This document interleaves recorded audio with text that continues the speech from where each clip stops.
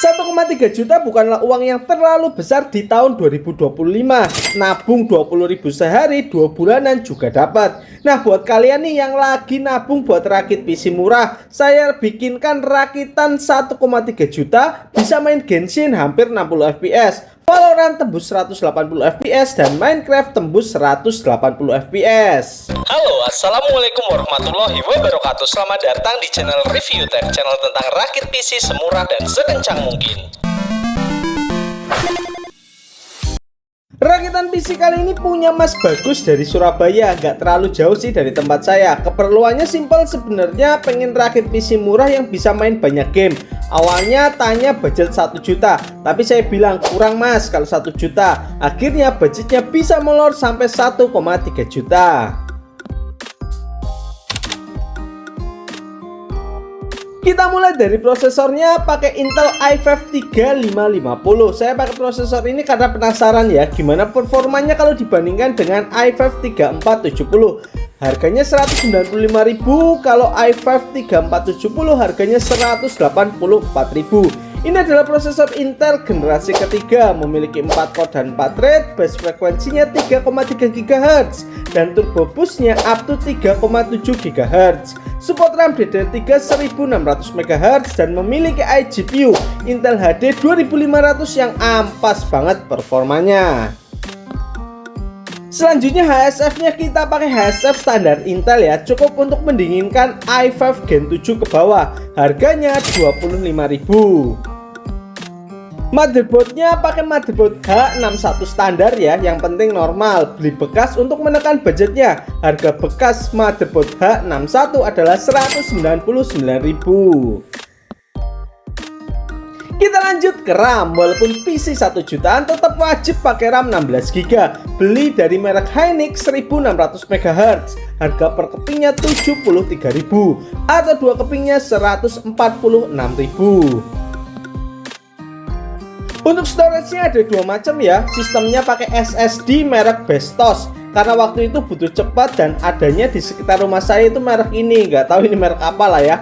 Ukurannya 128GB, harganya 130.000. Nggak masalah, yang penting normal dan ini SSD. Dan penyimpanan gamenya kita pakai harddisk 500GB, harganya 80.000.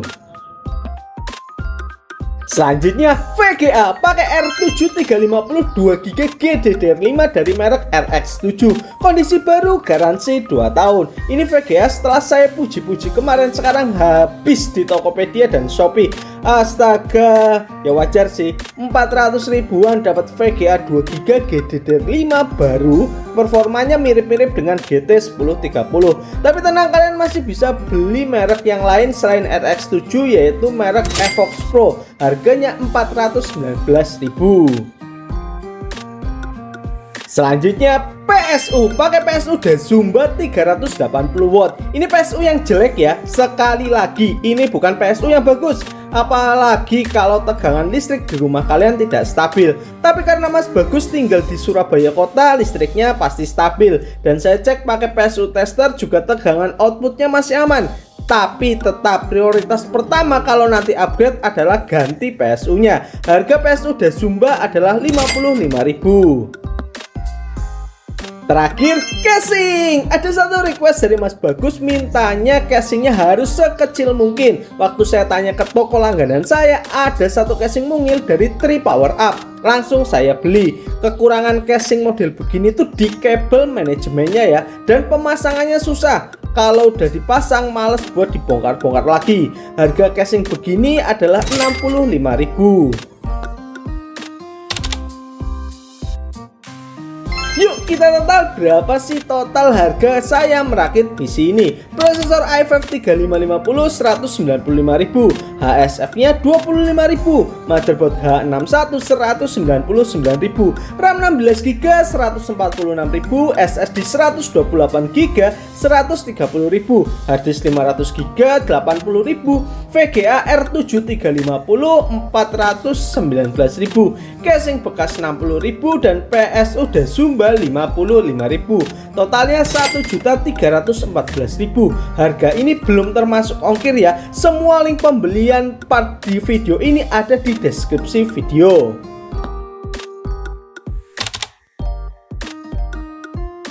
Opsi upgrade. Apa aja sih yang bisa di-upgrade dari PC ini? Pertama, upgrade dulu PSU-nya ya, ganti ke PSU 80 Plus. Setelah PSU sudah di-upgrade, kita bisa ganti VGA-nya sampai GTX 1650. Prosesornya juga masih bisa di-upgrade ke i7 3770. Dengan catatan wajib ganti HSF ke HSF yang lebih bagus. Apakah PC ini hemat daya? Yuk kita buktikan. Ketika idle, PC ini menyerap daya 60-80 watt. Dan ketika full load gaming, Dota 2, PC ini menyerap daya sekitar 110-120 watt. Masih cukup aman nih buat rumah 450 VA. Selanjutnya, uji sintetis. Kita uji prosesornya dulu. i5 3550 dengan Cinebench R15 multicore dapat skor 404 CB dengan maksimal suhunya di 66 derajat. Dingin coy. Tapi skor ini masih di bawahnya i5 3470, padahal harganya lebih mahal. Jadi sebaiknya tetap beli i5 3470 saja. GPU-nya R7350 saya uji dengan Unigine Heaven di setting 1080 Pilow, dapat skor 1153 dengan suhu maksimal 66 derajat dan FPS rata-rata 45. Selanjutnya saya uji paket 3D Mark Firestrike, dapat GPU skor 2516. Terakhir, uji gaming. Kita uji PC i5 Gen 3, RAM 16GB dan VGA R7350 ini di 10 game. Game yang pertama PES 2021 di setting 900 Pilow, dapat FPS antara 48 sampai 51 FPS. Stabil banget.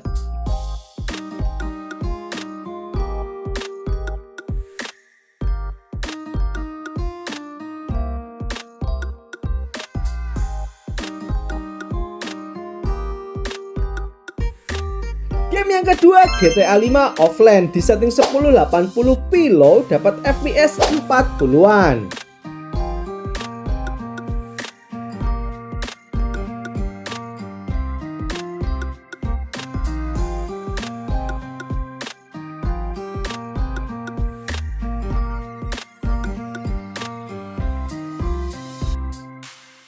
Game yang ketiga Genshin Impact, setting 1080p lowest, dapat 50-an FPS, hampir 60 FPS, kurang dikit lagi.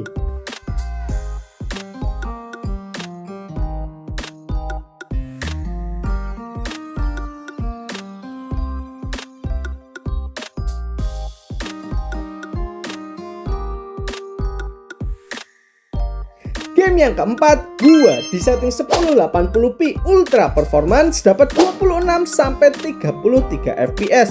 Saran saya lebih baik main di 900p atau 768p kalau mau dapat FPS di atas 30.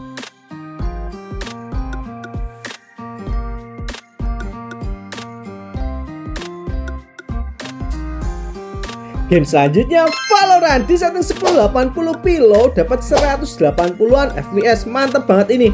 Buat kalian yang main Valorant di warnet, daripada buang-buang uang tiap hari, mendingan rakit PC kayak gini, bisa main Valorant di FPS 150 lebih.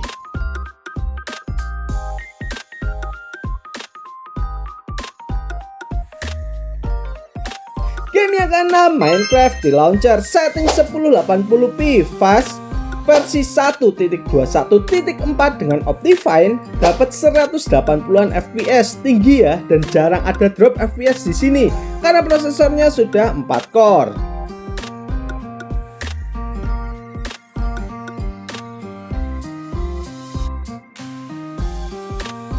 Selanjutnya Dota 2 di setting 1080p fastest, ketika laning dapat 80-an FPS dan ketika war sedikit drop ke 50-60-an FPS, tapi tetap di atas 50 FPS ya, jadi bisa buat push MMR tipis-tipis.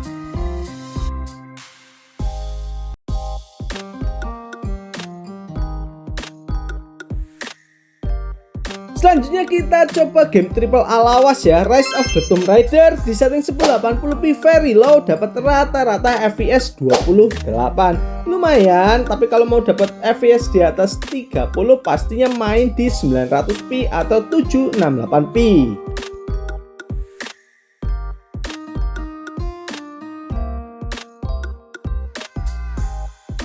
Kita lanjut ke game berat lagi, Far Cry New Dawn. Kali ini di setting 720p low, rata-rata FPS-nya 35, tapi ada beberapa kali drop FPS.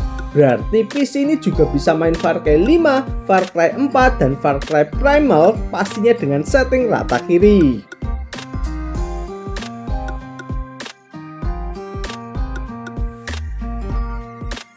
Dan game yang terakhir, Assassin's Creed Black Flag. Di setting 1080p very low, dapat 20-an FPS. Sebaiknya teman-teman main di 720p saja, jangan maksa kayak saya, karena FPS-nya kurang dari 30.